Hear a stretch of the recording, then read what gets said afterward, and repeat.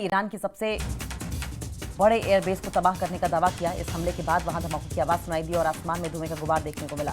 Hamdan airbase Iran की वायुसेना के लिए सबसे अहम एयरबेस है और यही वजह है कि इजराइल की सेना ने इसे निशाना बनाया है। बेहद अहम माना जाता है ये।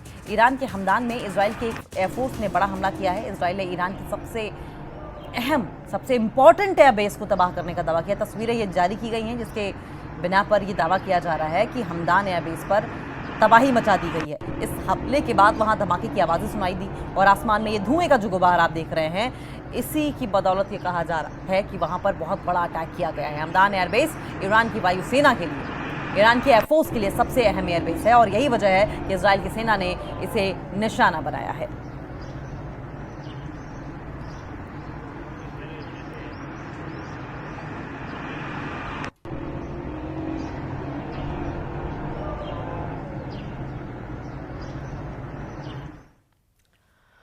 और आगे बढ़ेंगे। इजराइल के हमले की गूंज ईरान की राजधानी तेहरान तक सुनाई दी है। इजराइल की एयरफोर्स ने तेहरान पर जमकर बमबारी की और कई अहम ठिकानों को निशाना बनाया।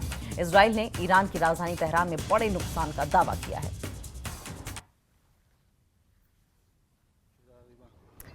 तस्वीर आपकी टीवी स्क्रीन पर आप देख रहे हैं। ईरान की राजधानी तेहरान में बड़ी तबाही मचाने का दावा इजराइल की ओर से किया जा रहा है। कहा जा रहा है कि अटैक्स की गूंज जो है वो तेहरान में गूंजती रही, ईरान की राजधानी तेहरान तक सुनाई दी है। ये आप देख रहे हैं धुएं का गुबार।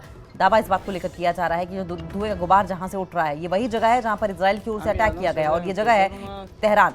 इजराइल की एयरफोर्स ने तेहरान पर जमकर बमबारी की है, राजधानी पर जमकर बमबारी की है और कई अहम ठिकानों को निशाना बनाया है। इजराइल ने ईरान की राजधानी तेहरान में बड़े नुकसान का दावा किया है।